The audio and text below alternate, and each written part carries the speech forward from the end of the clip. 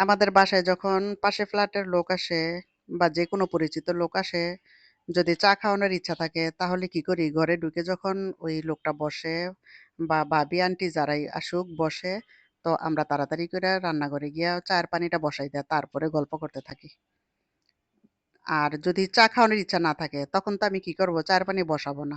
শুধু গল্পই করতে থাকবো, গল্পই করতে থাকবো। যখন চইলা যাইবো, উইঠা বিদায় নিবো তখন বলবো কি যে, "একটু বসেন না আপা, ভাবি, আন্টি একটু বসেন। আপনাকে একটু চা বানাই দেই, একটু চা খেয়ে যান।" "আরে ভাই একটু বসেন না। চা না খেলে কিভাবে হয় বলেন? আসেন আমি তো এখনো চা খাই নাই। আসেন আমরা দুজনে একসাথে বসে চা খাই।" কিন্তু তখন কি আর এটা হয় বলেন? তখন তো উঠেই যায়। তখন তো আর কেউ চা খায় না। তো আমরা আবার আরেকজনের কাছে গল্প করে শোনামো, "আসছিল তো, চা সাচ্ছিলাম, চা খায় নাই। থাক মনে হয় মনটা ভালো ছিল না, এজন্য ঘুইরা একটু কথা-টথা বইলা হয়তো চইলা গেছে।" আমরা এরকম হয়ে গেছি।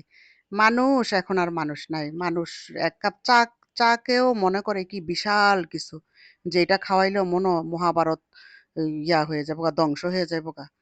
তো এরকম অবস্থা আরকি হইছে। আর এই যে দেখেন, আপনাদের সাথে কথা বলতে, বলতে আমার গাছগুলি আপনাদেরকে দেখাইলাম।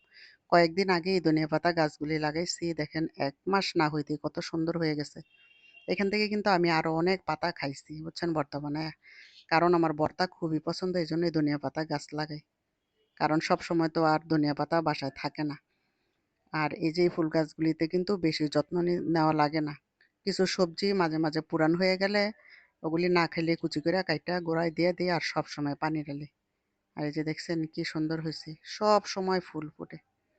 তো আপনাদের সাথে অনেক কথা বললাম। কত কিছু আপনাদের সাথে শেয়ার করলাম। সবাই ভালো থাকেন।